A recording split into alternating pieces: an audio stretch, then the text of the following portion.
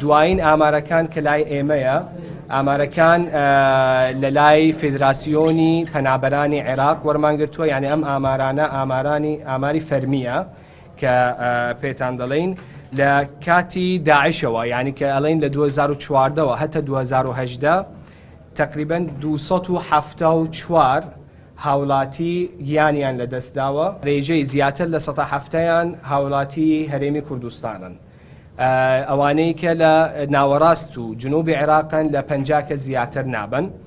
لە 2018ەوە بەداخەوە تەنیا لە ساڵی 2018 69 هاوڵاتی گیانیان لەدەستداوە کە 70 کەس لەم 69 کەسە بێسەر و شوێنن هێشتا.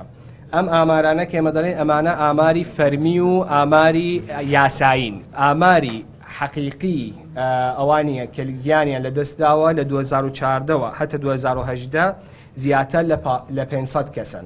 بەڵام چونکە ئێمە دەبی لەگەڵ حکوومەتەکان ئیش بکەین بە شێوازی یاسایی ئەم ئامارانە وەرەگرین، ئامارێکی لای ئێمەیە 274 کەسن.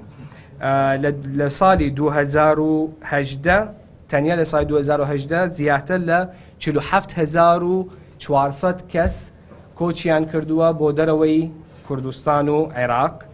لە 2014 هەتە 2018 یعنی لە ماوەی 4 ساڵ زیاتر لە 555,000 کەس کۆچیان کردووە لە دەرەوەی عێراق بە وڵاتانی جیاجی.